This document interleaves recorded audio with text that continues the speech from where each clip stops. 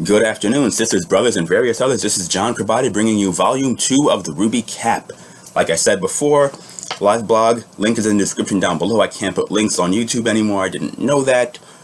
I'm sorry. So the whole face link thing is out. That was going to be my thing, too. Volume 2, RWBYCap. We're going to start. First off, his best day ever. It starts off with, actual character models for everyone. They finally got a budget, So everyone has character models, even if they don't matter, That's a good thing, because before it was just like shadow people walking around. It's great. And then we meet Emerald and Mercury. Emerald is my third sister, the third sister of the group. I don't have waifus, I have sisters. So Emerald and Mercury, they're working for Cinder. We don't know that yet, but they are. They go after this guy who was trying to leave the White Fang and skip town or whatever, and they murder him good. And back at Beacon, Sun brings his friend Neptune. And I guess they're either exchange students or they go to Beacon now. I don't understand quite how that works. We're introduced to Neptune, but he is really cool. Team Ruby and Team Juniper accidentally start a food fight, and it's the most ridiculous thing you've ever seen. Team Juniper sets up a fort out of cafeteria tables on let's call that the west side of the cafeteria, because I don't know what direction everything is in. Team Ruby assaults it from the east side. They're chucking watermelons, and Blake grabs Italian bread, or whatever the remnant version of Italy is here. Weiss picks up a swordfish that they're apparently serving whole and raw to the students of Beacon, okay? And Nora, she finds a pipe and shoves it into a watermelon and starts using that as a hammer. Her weapon is a hammer, by the way. I don't think I mentioned that in Volume 1 RWBYCap. Jean gets taken out first. I think it's Nora that takes out Weiss, throws her into a pillar. And Yang, she uses turkeys for boxing gloves and hits Ren so hard he clips through the floor. Pyrrha uses her metal powers to throw around the aluminum cans of soda, and it explodes like it's actually a bomb. Yang and Nora get into a brawl, and Nora wins. I guess that means Nora's the most physically powerful, because Yang wasn't in Super Saiyan mode, so it doesn't really, I'm not sure if that counts or not. But Nora blasts Yang through the roof. She goes full Team Rocket status. As her team starts to fall, Ruby does her super speed thing. She starts on one end of the cafeteria and dashes to the other end and picks up all this stuff in the wind, in the shockwave, and she makes a tornado, and she takes out all of Team Juniper at once. And Glinda's like, "Why have you made this mess?" And she's like, and everything goes back to normal. But Glinda's hilariously powerful when you think about it. She just puts stuff back together with a wave of her little writing crop thing. And then Ozpin's like, "Oh, they're children, let them act like it for a little bit, because, war and stuff." Next episode is Welcome to Beacon. That's Ironwood is here. He was on the team with Glinda and Ozpin, but I forgot what country he hails from or whatever. I'm pretty sure he and Glinda also used to date, because they have that kind of vibe to them. That's not, confirmed or anything. That's just my theory. They have this ominous talk about the war that's coming up. Meanwhile, Team Ruby is playing Risk D&D Yu-Gi-Oh! Or whatever that is. Blake has no idea what she's doing. Weiss has no idea what she's doing. Ruby thinks she's going to murder everyone. And then Yang is like, "You fool! You've activated my trap card!" And destroys all Ruby's battalions. And then Weiss is like, "I don't know what to do." She lets Yang look through her hand, and she plays what Yang tells her to play. And then she's surprised when Yang is like, "Trap card! Girl, you're going to run a company one day." Also, everyone knows Blake is a faunus now. It's not the best kept secret. Emerald, Cinder, and Mercury are pretending to be students from another school because they're coming together for the tournament or something. Next episode is a minor hiccup, and it's a Penny episode. That's what's first. I'm pretty sure that that's not the most important thing, but it's the most important thing to me. It starts out with Jean trying and failing to get a date with Weiss, and Ruby's trying to gather information on what the White Fang is trying to do.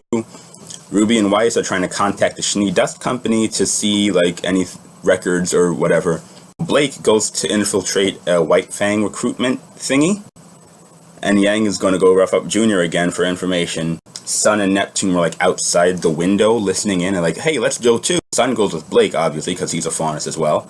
And then Neptune goes with Yang. Penny appears, pretending not to know Ruby. Ruby goes after Penny and see what the hell is wrong. Turns out Ironwood is there in the park showing off his new robot Sentinel program thing, as well as, giant Sentinel robot, kind of like the thing that they fought in the Black trailer. Penny runs off away from Ruby, and Ruby tries to catch up with her, eventually picks her up, finds out she's really heavy, collapses in the street, and it's about to get hit by a truck, and then Penny comes in and stops the truck with her bare hands. Next episode is Painting the Town, that picks up right after that. Basically, Penny is a robot. She's the first artificial intelligence capable of producing an aura like a human. Penny's like, I am not a real girl, and Ruby's like, yes you are, you're real to me. And much like Ruby, I am thrust headfirst into the trash can that is Nuts and Dopes. And much like Ruby, I am thrust headfirst into the trash can that is Nuts and Dopes. Yang roughs up Junior again. She doesn't get any new information, just that like he provided Roman his goons, but like a lot of his goons didn't come back. At the White Fang rally, Roman is like talking to the White Fang. He's like, humans are the worst, which is true. And you know, the government is hell, which is also true. Like, he had a point there. He had a point up until let's use giant robots to murder everyone. So they acquired one of these new giant Sentinel super robot things.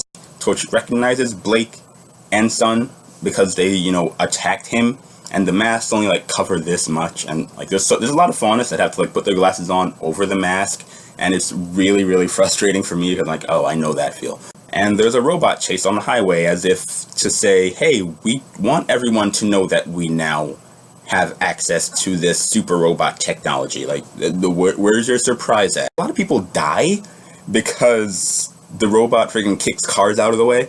And it turns out that Sun, in addition to being Aladdin and Goku, is also Naruto, because his semblance is like light clones. They're not shadow clones, they're light clones because they're made of like light, like his aura. Meanwhile, Neptune is really flexible. He done Matrix dodged a car on the back of Yang's motorcycle. He does his Kegel exercises. Does he have Kegels? Or are they like a vagina thing? Good. Hey, maybe he's a trans dude. So Team Ruby end up going up against the giant robot because Sun and Neptune get knocked off somewhere else. They're working out on different team combos, by the way. For example, there's Checkmate, which is black and white. So what Weiss does is she makes a platform, one of her haste spells, I guess. Blake uses that super speed to launch a bunch of attacks. I think Ice Flower was another one. Weiss puts up one of her platforms, and Ruby shoots through it and makes ice bullets, basically, to freeze it in place.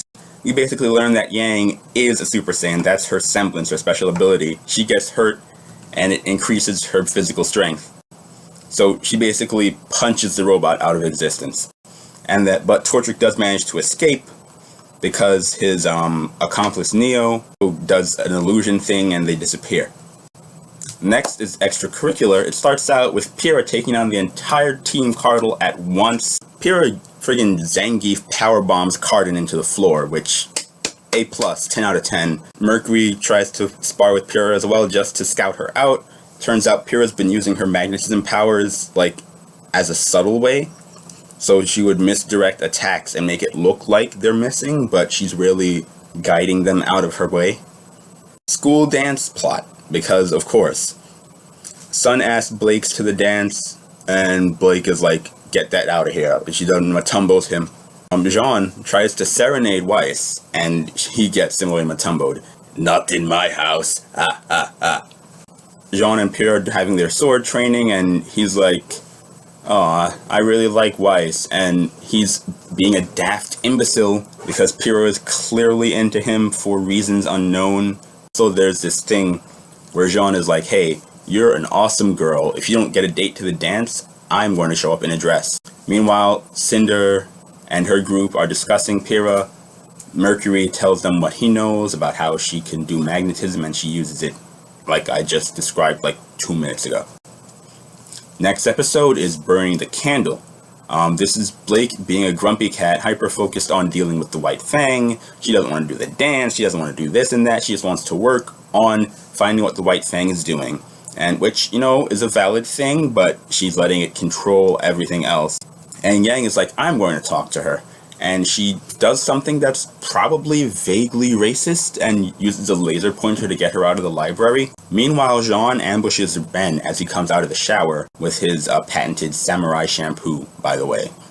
And he's like, hey, how did you get together with Nora? And Nora's in the room while Ren is naked, right? She's just like in the room off to the side. And I'm like, Is there no sense of modesty, privacy between those two? And then Nora's like, we're not together, and like she's lying.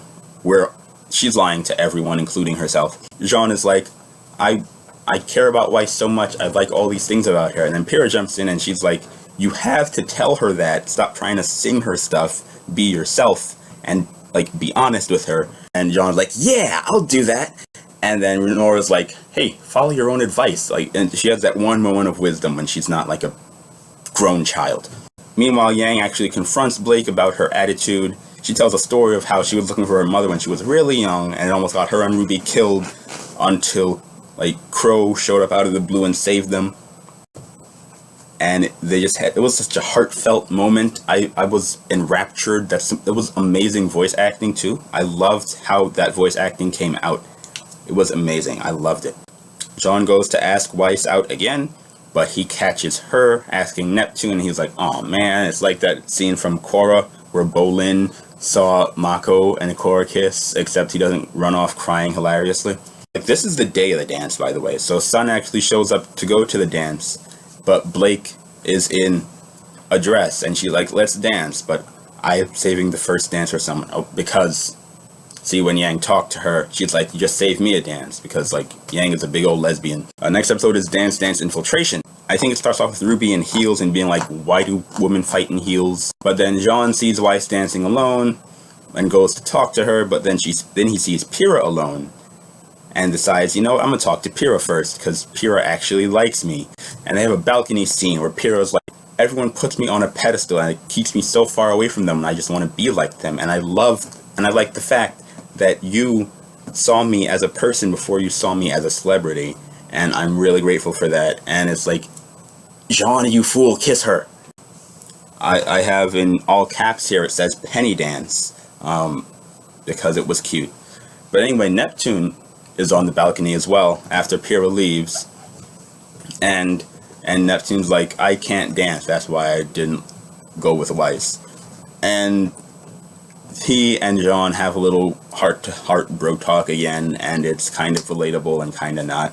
Meanwhile, Ruby catches Cinder sneaking off and follows her. Cinder does some questionable sneaking stuff. For example, she karate chops one of the guards in the back of the head, and he had a helmet on. I don't know how that knocked him out. And then some of the other guards are like, what's the password to the Wi-Fi again? The fight itself was pretty cool. Cinder has like a bow and arrow that she comes out of somewhere. I forgot what turns into what, but it's a bow and arrow basically. And she has dust-infused clothing. That might be how she does her fire thing. It might be her semblance as well. But she ends up escaping, and Ironwood comes up and sees Ruby there, like, after Cinder escaped. And what she did was upload some kind of code, like the Queen piece, on all the computers. I don't know if it's like sucking information out or implanting something or doing something to the security system or whatever. But she did some things to the computer system. Back at the dance, we find out that Neptune actually can't dance. And then it turns out after Neptune talks to Weiss, she might start having eyes for Jean after all, but it's too little too late, because he does this whole, he shows up in a dress. He comes back in a dress because he promised Pyrrha that he would if she didn't get a date. And then Team Juniper has a whole dance routine planned out and choreographed. And I'm like, who would do this? And then I realized it was Nora, because of course it was. Next episode is Field Trip. That's where Ruby, it starts off with Ruby in the office with Ironwood, Osmond, and Glinda talking about her fight with Cinder. They're generally aware that Roman is involved with the White Fang. And then Ruby drops a hint that the White Fang base is in the southeast. And Osmond sends her to spend time with her team, obviously to tell her to like spread this information around, because he's going to send them in to do recon. Like, Ironwood wants to like send an entire battalion down there to wipe them out, but Osmond's like, hey, maybe you shouldn't. Maybe you should try to gather information first, instead of like murdering things. Meanwhile, with Team Ruby, Ruby's father sends Zwei along, which is a corgi that somehow fit into a mailing tube, and along with like 3 dozen cans of dog food. Blake, being a cat, is obviously terrified of him, and everyone else adores him. I mean, he's Ruby and Yang's dog, so that kind of makes sense. And Weiss becomes a babbling moron, like. So there's the first mission ceremony where they learn about the backstory of the world. Osmond gives this speech where, like, so apparently 80 years ago there was a war. So the war had to do with individuality and like expression and self-expression and art and holding these things down.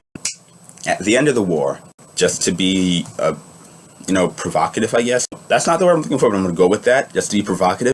They started naming their children after colors, because if you haven't noticed, almost everyone has a color name. Jean is French for yellow, Yang is Japanese for gold, Weiss, I'm pretty sure, is German for white. Ruby is a color. There's another thing where like Osmond talks about diversity, and the camera pans across our 8 main characters, 6.5 of whom are white. I mean, diversity. And really, we got white with kitty ears, half white, half remnant Asian, and then we got white boy, white girl, remnant Asian boy, white girl again. Where's the diversity? Team Ruby attempts to find a mission in the southeast to check up on the White Fang as well, but Osmond has it locked. He put it there as like bait to see if that's what was really going on. But he bends the rules anyway and allows them to go on it. So they're going with Oobleck down there as an extermination mission to exterminate all the Grimm down there. And Ruby brings Zwei along in her backpack. Next episode is Search and Destroy. They go to Mountain Glen. It was a failed attempt at expanding the human territory, much like the Survey Corps did in Attack on Titan. They tried to build a new city. They used underground tunnels. Meanwhile, Oobleck asks everyone why they want to be huntsmen. Yang is like, I want to go on adventures. And Weiss is like, it's my duty. I'm honor bound to do this because it's my duty and stuff. And then Blake is like, I want redemption and social justice and stuff. Meanwhile, when Oobleck is with Ruby, there's a Grimm elephant mastodon thing, just a herd of them, like outside walking, and they're waiting for something, and Oobleck does, the ominous thing, and I'm pretty sure Ozpin, like something ran up his spine, like, oh, someone's being ominous.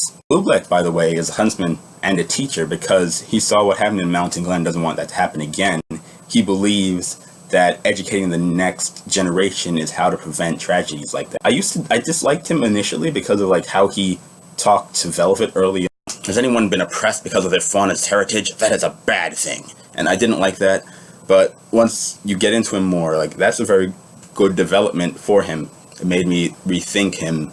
Because, like, that's kind of how teachers are. Like, they put the information there, but it's up to the student to deal with it. So there's that. And then Mountain Glen, Ironwood is being ominous again about stuff. I forgot, but that's what I wrote there.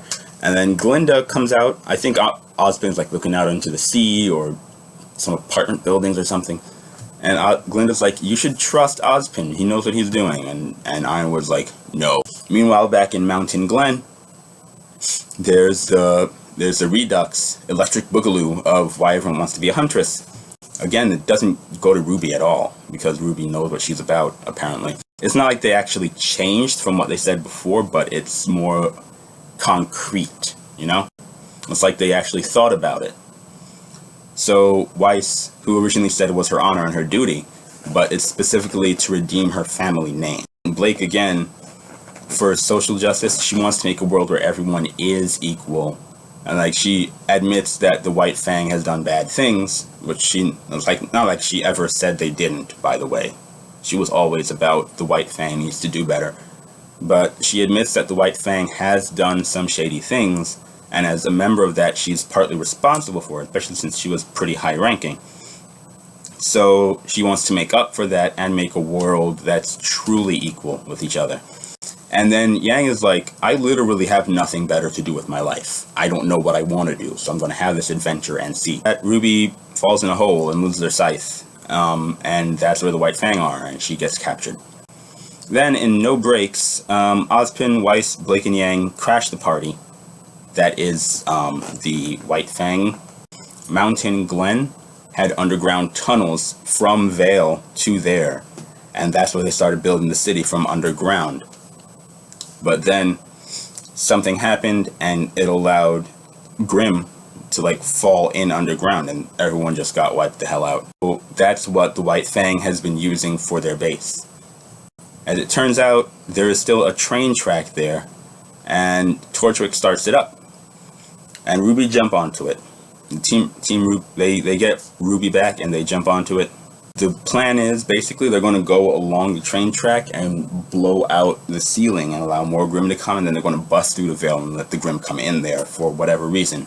They have White Fang and the Sentinels, and well, let me tell you, Ozpin and Zwei. Ozpin has a thermos that is also a flamethrower. I want to say that's the most ridiculous thing, but it doesn't beat Gunchucks just yet. Ozpin lights Zwei on fire and launches him at one of the Sentinels and just blows it up. And I'm like, when did they work that out? Ruby and Ozpin and Zwei stay on top to deal with the Sentinel robots, and then Weiss, Blake, and Yang go into the train to, stop it. First off, Yang versus Neo, which is not a good fight for Yang. Neo is basically camping and trolling and being all like hard to hit and stuff, and Yang is just getting angrier, and she eventually loses. Weiss fights this random White Fang dude with a chainsaw gun, and it seems to be going in her favor, but dude is just so formidable that even though she has more skill, his raw power is actually overpowering her skill. Yang's power is not enough for Neo's skill, but then Weiss's skill doesn't beat up random guy's power, just it doesn't make it equal exactly. Blake is fighting Ozpin, and she uses dust as part of her semblance. She makes shadow clones too, by the way. It's not so maybe she and Sun do have a thing, but basically Weiss can make shadow clones as well, but they just take hits. But by combining that with dust, she gives them an elemental power as well. So like she'll make a clone with fire dust and it'll explode. Then there's like an ice dust clone, and so she uses it to snag Torchwick's weapon. Then she makes a stone dust clone to block an attack, and she just beats down Ozpin. And then after that, Yang gets saved by Deus Ex Machina lady with a katana, and as soon as she shows up, Neo's like, "Oh, I'm out," and like disappears into the east. I think Blake goes and stops Weiss from getting chainsawed in half. After Torchwick is knocked out, they go up to the top. They can't stop the train in time.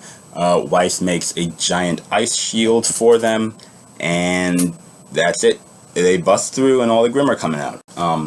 I actually don't have notes for Breach because it was mostly a giant fight scene. Team RWBY against all these Grimm, and then Nora catapults herself in and destroys like a giant snake, and it's hilarious.